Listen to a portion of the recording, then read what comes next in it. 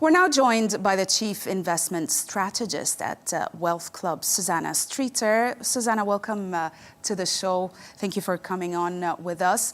It's definitely a record-breaking high for precious metals. Gold and silver prices have been on an accelerating upward trend throughout last year. Gold has even risen about 60% in 2025.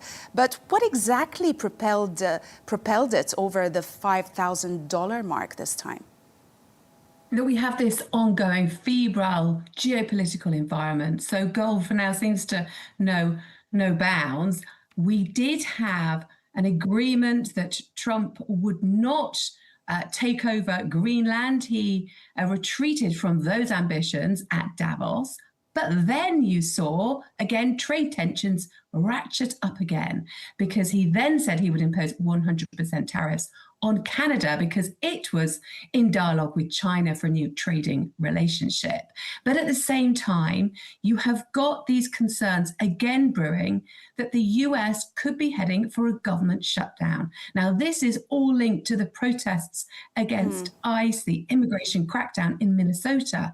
And there are fears that because of the real consternation that's erupted following the death of one protester, an emergency nurse, that actually the Senate might not pass the financial proposals needed to keep the US government from shutting down. And I think that has really added to the tensions and why gold is seen even more as a safe haven. Right. Analysts also link the weakened dollar to this rise in gold.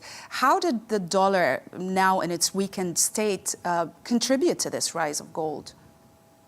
That's right. The dollar's decline is part of the story. The greenback has taken another hit as concerns continue to swell about the impact of tariffs, but also high government spending and inflation on the US economy. And this has been prompting investors to recalibrate their exposure to the United States. And a weaker dollar makes precious metals more attractive to buy, given that they're denominated in the currency. So as this march towards shelters offering security continues with the preservation of capital, the priority, gold and silver really are continuing to shine. And I think as all of this concern about a US shutdown ratchets up as well, I can't really see right now where you're going to see a specific trigger for any significant fall in the precious metals. Right. We've also got the Federal Reserve's decision on interest rate this week, which is causing a lot of controversy and rattling markets. Has this or any other global factors led to the rise in the demand, obviously, for gold as people seek safe haven for their investments in this uncertain, turbulent time, certainly?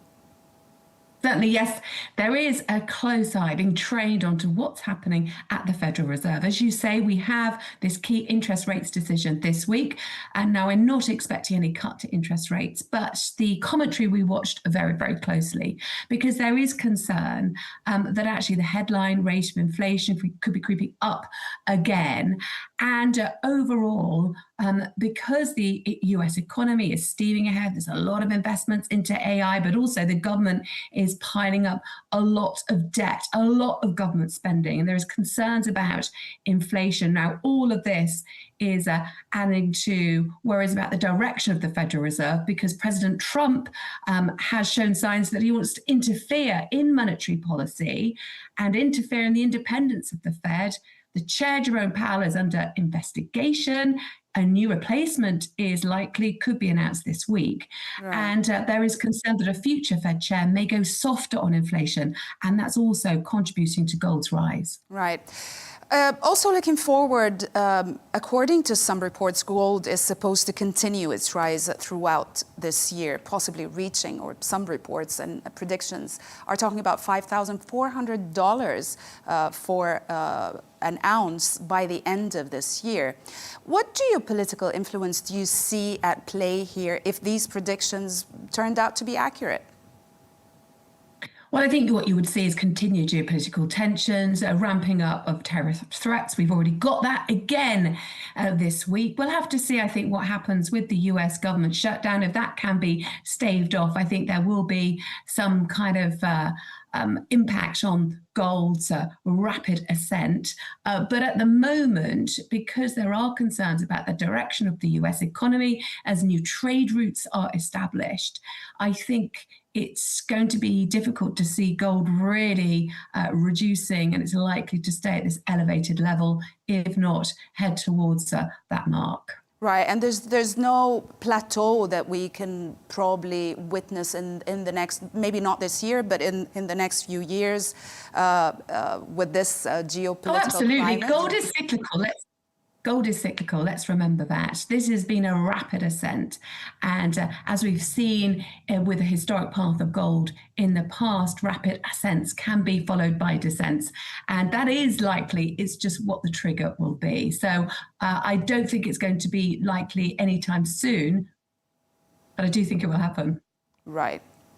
Susannah Streeter, thank you very much for being on the show with us. Thank you.